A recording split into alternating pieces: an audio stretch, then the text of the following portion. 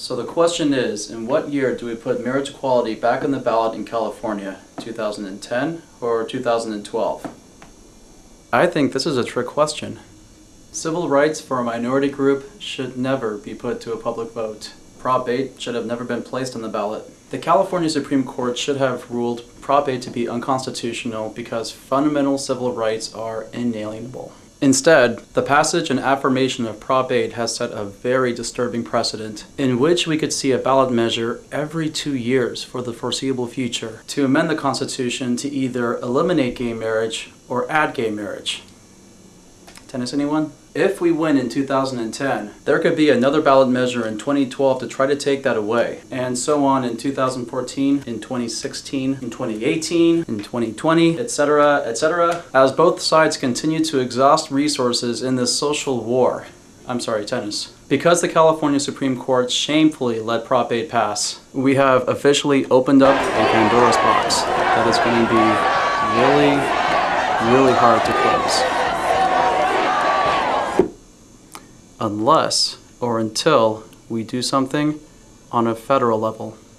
If you look back to the other great civil rights movements of the United States of America, we see that those civil rights were won not by public vote, but on a federal level, by signed legislation, by executive orders, and by court challenges. African Americans gained many civil rights through court cases, legalizing interracial marriage through Loving versus Virginia, executive orders. Harry Truman ordered racial integration in the U.S. military in the late 1940s, and signed legislation. The Civil Rights Act of 1964, the Voting Rights Act of 1965, the Civil Rights Act of 1968. Women gained many civil rights through executive orders, affirmative action rights, court challenges, most famously Roe versus Wade, and signed legislation, Women's Educational Equity Act, Equal Credit Opportunity Act, most recently Lillian Ledbetter Fair Pay Act of 2009. All of these federal granted civil rights were never subsequently considered for elimination by a public vote or put to a public vote. And that is more likely than not because they are federal civil rights. If we are smart, we should be realizing that the civil rights that we are trying to get, especially marriage equality, should not be fought on a state-by-state level. They should be fought on a federal level.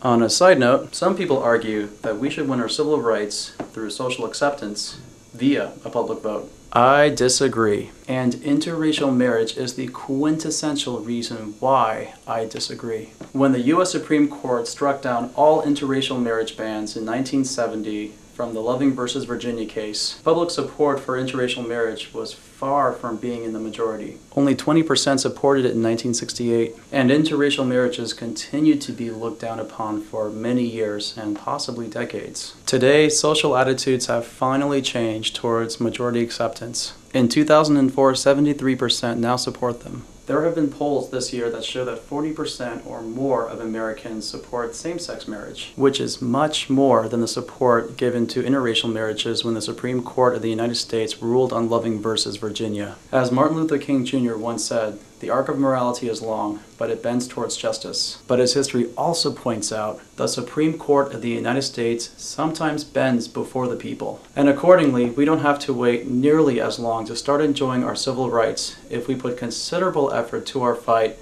on a federal level, like the minority groups before us. For these reasons, I support the federal court case against Prop 8, and I especially support the National Equality March. We can continue to put marriage equality up to a vote, but a U.S. Supreme Court decision to strike down Prop 8 as unconstitutional will be the only thing to stop Prop 8 from ever happening again in California. Now is the time. See you at the march.